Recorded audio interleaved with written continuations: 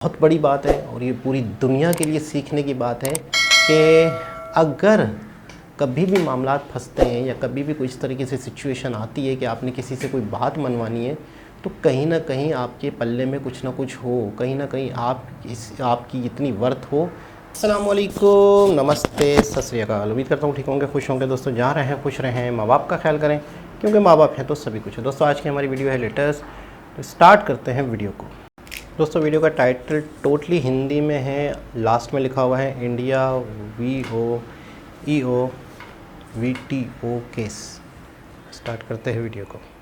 दोस्तों बीते कुछ सालों से हम देख रहे हैं कि भारत का कद वैश्विक स्तर पर बहुत ऊंचा हो गया है। अब भारत किसी भी मुद्दे पर किसी भी देश के सामने खुलकर बात रखता है। यहां तक कि जो देश भारत को आंख दिखाते थे अब भारत के आगे पीछे घूम रहे हैं। इसके पीछे की वजह है कि भारत हर क्षेत्र में तरक्की कर रहा है। दुनिया को अंदाजा हो गया है कि आने वाला समय भारत का ही है, इसीलिए अब आसानी से कोई इंडिया की बात नहीं टालता। इसका जीता जागता उदाहरण है यूरोपियन यूनियन से चल रहा विवाद। दोस्तों लंबे समय से यूरोपियन यूनियन और भारत के बीच कस्टम ड्यूटी को लेकर विवाद चल रहा है। इसको लेकर यूरोपियन यूनियन ने WTO में भारत के खिलाफ केस भी किया था। अब जब WTO को भी भारत ने आईना दिखा दिया तो यूरोपियन यूनियन भारत की शरण में आ गया है। इस केस में क्या है लेटेस्ट अपडेट और क्या है ये पूरा मामला, जानेंगे इस वीडियो में, इसीलिए वीडियो को अंत तक जरूर देखिएगा। तो चलिए शुरू करते हैं इस वीडियो को। दोस्तों एक समय था जब इंडियन मार्केट में जहां देखो वहां सिर्फ चाइनीज प्रोडक्ट ही नजर आते थे। इसमें मेनली सस्ते चाइनीज मोबाइल फोन होते थे। भारत के लोग इन मोबाइल्स को बड़े शौक से खरीदा करते थे क्योंकि बहुत कम दामों में लोगों को ज्यादा फीचर्स मिल जाते थे। अब इससे भारत की डोमेस्टिक मैन्युफैक्चरिंग इफेक्ट हो रही थी। इसके बाद भारत ने इंडियन मार्केट को बचाने के लिए और चाइना की डंपिंग को कम करने के लिए 2017 में एक ऐसा फैसला लिया जिसके तहत इंफॉर्मेशन और कम्युनिकेशन टेक्नोलॉजी के कुछ प्रोडक्ट्स पर 10% तक कस्टम ड्यूटी लगा दी। दोस्तों इससे भारत में डोमेस्टिक मैन्युफैक्चरिंग बढ़ी और इंडियन मार्केट के अंदर चाइनीज प्रोडक्ट और इंडियन प्रोडक्ट के बीच एक कंपटीशन क्रिएट हो गया। अब ये बात यूरोपियन यूनियन को बिल्कुल हजम नहीं हुई क्योंकि उनके प्रोडक्ट्स पर भी कस्टम ड्यूटी लग रही थी, तो उन्होंने WTO में भारत के खिलाफ केस कर दिया। इतना ही नहीं, इस केस में चीन, थाईलैंड, यूनाइटेड स्टेट, कनाडा सभी देशों ने यूरोपियन यूनियन का साथ दिया। अब आप भारत का मास्टरमाइंड देखिए, जिन हालातों में सभी देश मिलकर भारत पर दबाव बनाने की कोशिश कर रहे थे, उन हालातों में भारत ने मास्टर स्ट्रोक लगाया और कस्टम ड्यूटी को बढ़ाकर 10% से 20% कर दिया। इससे यूरोपियन यूनियन को और तगड़ा झटका लगा। वहीं अब आपको बताते हैं कि चीन, थाईलैंड और यूरोपियन यूनियन ने वर्ल्ड ट्रेड ऑर्गेनाइजेशन के सामने क्या बात रखी। दोस्तों यूरोपियन यूनियन ने कहा कि भारत ने 26 मार्च 1997 में इंफॉर्मेशन टेक्नोलॉजी एग्रीमेंट साइन किया है, जिसके तहत इंफॉर्मेशन के प्रोडक्ट जैसे कि कंप्यूटर, टेलीकॉम इक्विपमेंट, इन पर भारत किसी भी प्रकार का कोई टैरिफ या कस्टम ड्यूटी नहीं लगा सकता। इन प्रोडक्ट पर फ्री ट्रेड होना चाहिए। अब इस पर भारत ने क्या तर्क दिया वो भी सुन लीजिए। भारत ने कहा कि जब ये एग्रीमेंट साइन हुआ तब मोबाइल फोन इस लिस्ट में नहीं था, इसीलिए हम इस कस्टम ड्यूटी को कंटिन्यू करेंगे। इतना प्रेशर होने के बावजूद भारत अपनी बात पर अडिग रहा और कस्टम ड्यूटी को कंटिन्यू किया। इसी बीच 2023 में WTO ने अपना फैसला सुनाया। वहीं उन्होंने यूरोपियन यूनियन के पक्ष में डिसीजन लिया। कहा कि भारत जो ये कस्टम ड्यूटी लगा रहा है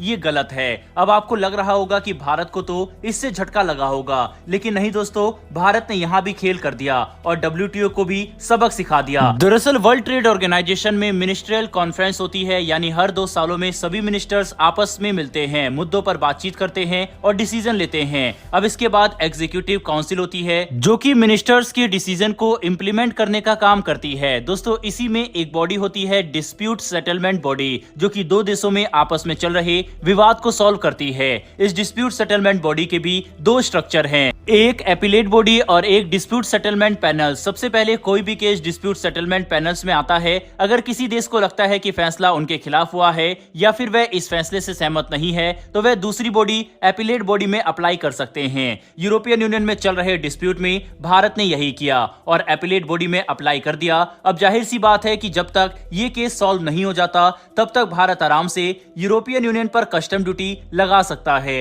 अब इसमें एक इंटरेस्टिंग बात और है, एपिलेट एपिलेट बॉडी में कोई भी जज नहीं है, तो ऐसी सिचुएशन में यह केस तो सॉल्व होने से रहा। मतलब आप समझ सकते हैं कि बड़ी चालाकी से भारत ने यह केस हारते हुए भी जीत लिया। अब जब यूरोपियन यूनियन को वर्ल्ड ट्रेड ऑर्गेनाइजेशन में भारत के खिलाफ केस करने से कोई भी फायदा नहीं हुआ, तो वह भारत की शरण में आ गया और कहने लगा कि हमें कंसेशन दे दीजिए। वहीं दोस्तों अब इस पर भी भारत ने यूरोपियन यूनियन को झटका देते हुए कहा है कि यह ग्लोबल नॉर्म्स के खिलाफ है, क्योंकि WTO के रूल्स के मुताबिक किसी एक देश के लिए कस्टम ड्यूटी को कम नहीं किया जा सकता। इसके बाद भारत ने यूरोपियन यूनियन के सामने एक दूसरा ऑप्शन रखा और फ्री ट्रेड एग्रीमेंट साइन करने की बात कही। भारत ने कहा कि आपस में बातचीत करके फ्री ट्रेड एग्रीमेंट साइन कर सकते हैं और फिर हम कस्टम ड्यूटी को कम कर सकते हैं। तो वहीं अब दोनों पार्टी आपस में डिस्कस करके फ्री ट्रेड एग्रीमेंट साइन कर सकते हैं। तो दोस्तों आपने देखा कि भारत किस तरह से दिमाग से खेल रहा है और लगातार दूसरे देशों को आईना दिखा रहा है। भारत की इस कमाल की डिप्लोमेसी के लिए कमेंट बॉक्स में जय हिंद जरूर लिखिएगा। साथ ही अगर आपको ये इन्फॉर्मेशन और वीडियो पसंद आई हो तो मेरी एक छोटी सी रिक्वेस्ट है कि नीचे दिए गए सब्सक्राइब बटन को प्रेस कर बेल आइकन को जरूर दबा लें। फिर मिलेंगे ऐसी एक नई वीडियो के साथ। धन्यवाद, जय हिंद। ओके, बहुत ही ज़बरदस्त।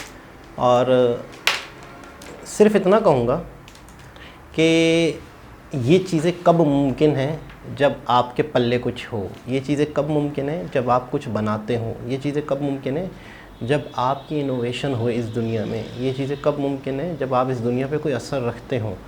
तो अगर कोई देश कुछ देता ही नहीं है किसी को, या कुछ लेता ही नहीं है किसी से, उसका लेन देन नहीं है, उनकी एक्सपोर्ट ही नहीं है, तो वो किसी को क्या ब्लैकमेल करेगा या किसी को क्या अपनी शर्तें मनवाएगा।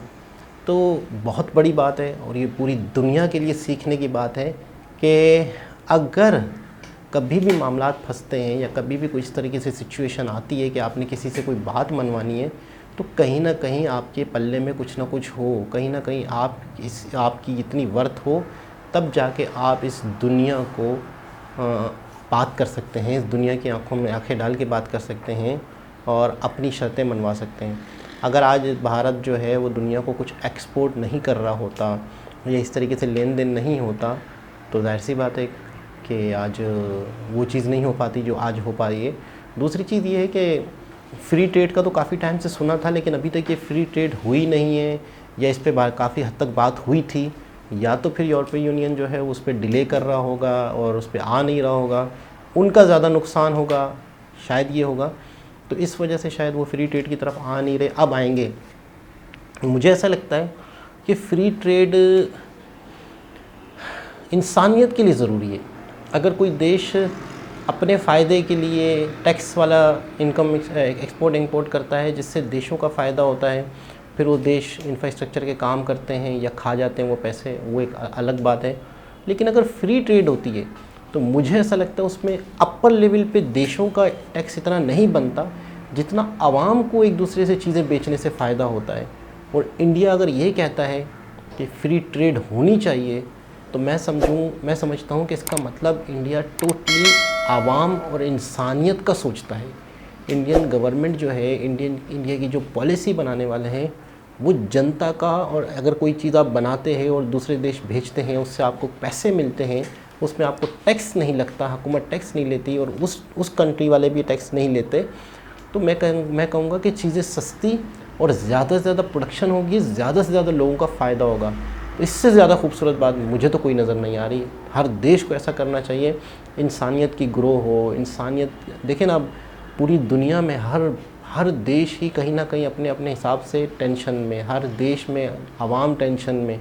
मैं तो सुन के हैरान हो गया था कि टर्की में 61% बेरोज़गार वो है, महंगाई है। पाकिस्तान में 35% है। 35% पे हमारी चीखें निकल गई हैं। टर्की में 61% महंगाई है। मतलब कैसे सिस्टम चल रहा होगा, कैसे हालात चल रहे होंगे। अफ्रीका के देशों के हाल देख लें आप, और चाइना तो वैसे ही वो जो ग्रोथ थी वो नहीं रही।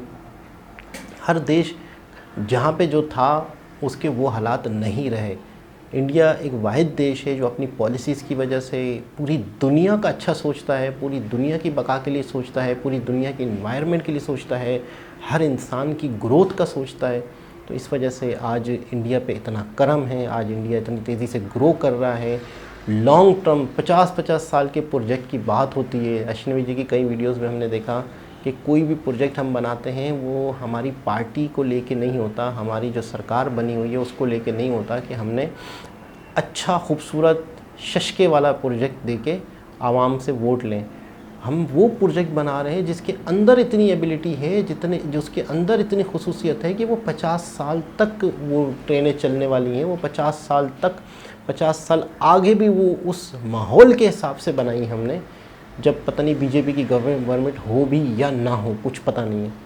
तो इतना लॉन्ग विजन, इतना लंबा फोकस, इतने लॉन्ग टर्म प्रोजेक्ट्स बना के आवाम के फ़ायदे के लिए छोड़ के जाएंगे। और हो सकता है कि यही पार्टी के नए लोग हों, फिर नए लोग हों, फिर उससे ज़्यादा नए लोग आएँ, वो तो एक इन फ्यूचर की बात है। और हमारे यहाँ सियासतदान जो है वो कल का नहीं सोचते, कल कौन है कल कौन नहीं है, जो है आज है, जो है अभी है वही ले लो, बाकी भाड़ में जाए। कल का किसने देखा? जो हमारा कमीशन बनता है, जो हमें आप दे सकते हो फौरी दे दो। ये सरकार होती है, ये गवर्नमेंटें होती हैं, लेकिन यहाँ पे लॉन्ग टर्म का सोचा जाता है, पूरी इंसानियत का सोचा जाता है। और फ्री ट्रेड के बारे में बात हो रही है तो इसका मतलब सबका भला है। अब ऑटोमेटिकली मुझे ऐसा लगता है कि फ्री ट्रेड इंसानों की बका का एक बेहतरीन ज़रिया है, इंसानों की विकास का, इंसानों की ग्रोथ का एक बेहतरीन ज़रिया है, सबकी। देखिए फ्री ट्रेड जब होगी तो दोनों तरफ से होगी ना, सिर्फ इंडिया की तरफ से थोड़ी होगी, दोनों तरफ से होगी, तो सबका फ़ायदा है। तो एक खूबसूरत वीडियो, बहुत ज़बरदस्त। दोबारा किसी और वीडियो के साथ आपसे मुलाकात होगी, जब तक के लिए अल्लाह हाफ़िज़।